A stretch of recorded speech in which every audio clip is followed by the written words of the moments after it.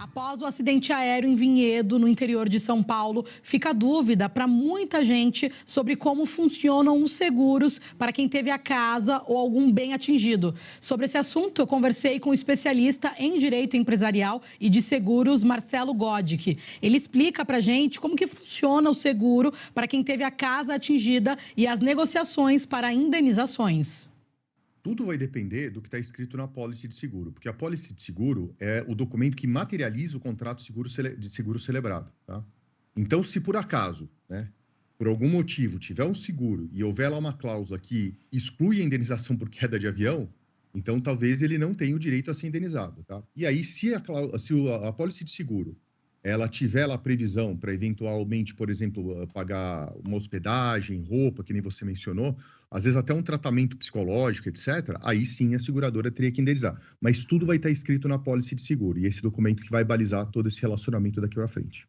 Ah, entendi. Então, por isso que é muito importante até revisar, né, doutor, esse contrato para entender de fato o que está assegurado por ali, porque que nem a gente fala, é uma indenização que pode ser além dos danos materiais, né, possíveis traumas, danos, outros danos diversos que possam estar envolvidos. Então, de repente, é o momento de revisar, de entrar em contato com a seguradora para entender detalhes e vendo ali a possibilidade até, eu não sei se existe, mas de acrescentar, por exemplo, algumas cláusulas, pagando a mais por isso, para de repente ter uma cobertura maior ou não? Depois que acontece o chamado sinistro, que é o acidente, aí não tem mais jeito, aí já é fato consumado.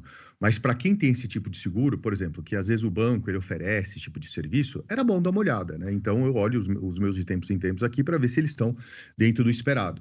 Se eu achar que precisa aumentar a cobertura para alguma coisa, então aí eu vou lá, você paga um pouco mais, porque normalmente a responsabilidade, ou melhor dizendo, aquele risco assumido pela companhia seguradora é proporcional ao chamado prêmio, que é aquilo que se paga para a seguradora assumir esse risco.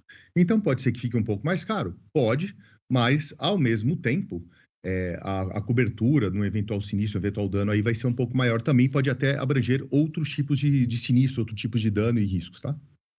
Certo, doutor. E até o momento a gente está conversando aqui, falando dessas famílias ali ao redor, né, ali do condomínio em Vinhedo, que foram de alguma forma atingidas, né, por mais que se tenha a informação de que a aeronave caiu ali apenas no quintal de uma das casas, mas ainda tudo também sendo apurado com mais detalhes. Mas no que diz respeito às vítimas, né, as famílias das vítimas, das 62 vítimas, nesse momento até de muito desespero, de muita aflição, ainda tentando entender de fato o que aconteceu e até nesse processo bem aflito, né, de identificação dos corpos, não é o momento ou não de se acionar também outras partes, seguradoras, a companhia aérea? O que essas famílias que já têm ali um prejuízo muito maior do que qualquer outro, né? Que foi a perda da vida ali dos entes queridos, mas o que elas podem fazer nesse momento, doutor?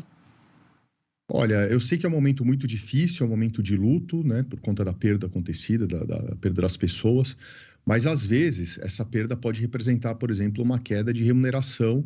E, por exemplo, se um pai de família, infelizmente, ele faleceu por conta do acidente, pode ser que a esposa, os filhos, eles fiquem meio que à deriva, né? Então, eu sei que é um momento difícil, mas eles vão ter que tratar disso, porque talvez eles precisem do dinheiro para sobreviver, né? Então, eles vão ter que tomar algumas medidas nesse sentido. Minha sugestão é consultar o advogado que seja de confiança, o advogado vai dar essa orientação, tá? E, logicamente, que aí esse advogado vai poder tomar a frente dessa negociação, o que tira um pouco do peso da família, né, nesse momento difícil, tá? Então, minha sugestão seria essa, porque não é um momento fácil. O momento de falecimento de um ente querido na família é muito difícil, e isso acontece não só, por exemplo, por conta de um acidente desse, mas às vezes um inventário corriqueiro, né, em que falece uma pessoa, etc., os filhos ficam muito tristes, e aí é o momento de abrir inventário.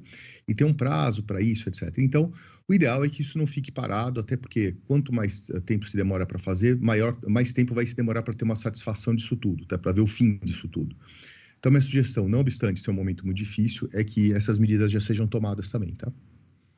E aí, doutor, nesse caso, sabendo que todas as famílias ali, né, estão muito mobilizadas no sentido de correr para essa identificação, né, reunindo ali até exames e documentos que possam ajudar nessa identificação ali dos corpos. Tem alguma outra pessoa que pode ir tocando isso para a família, até às vezes um parente um pouco mais distante, ou isso precisa ser feito ali pelos parentes de primeiro grau? Como é que funciona?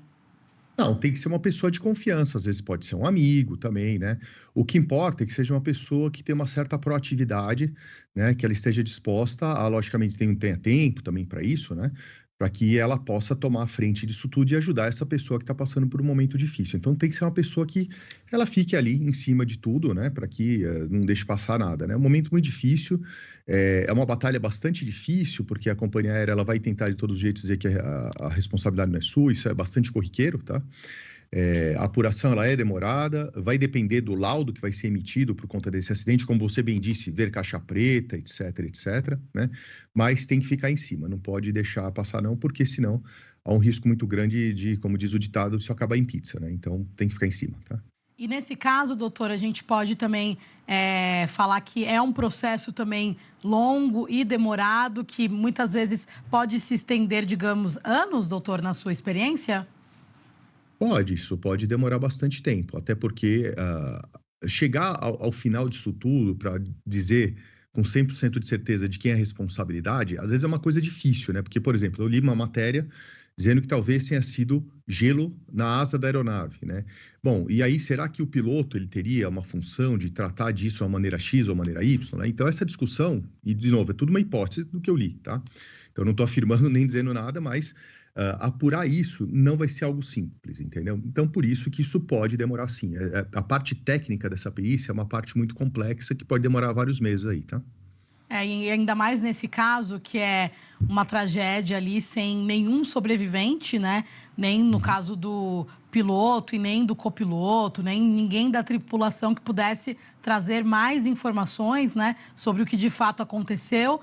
Então, acredito que fica também um pouco mais complicado em relação a isso, em relação a todo esse processo. É claro que ainda as caixas pretas chegando, né? A gente, inclusive, já relatou por aqui que já chegaram ali no CENIPO, em Brasília, para começar toda essa investigação, mas que a gente sabe que alguns laudos preliminares só devem sair em 30 dias. Então, a gente está falando para daqui um mês, né, doutor, começar a ter, de fato, algumas mais certezas do que aconteceu ali de fato, né? Exatamente isso, tá? Então, a análise, essa perícia que vai ser feita, ela vai ser exclusivamente por meio, né, do restante da aeronave, das caixas pretas, etc., porque não há nenhum fator humano a ser utilizado aí nesse momento, porque não há sobreviventes, não há ninguém que possa dizer, olha, aconteceu isso ou aquilo, a gente viu uma falha, o piloto errou, não tem ninguém para dizer nesse momento, né? Por aqui agora.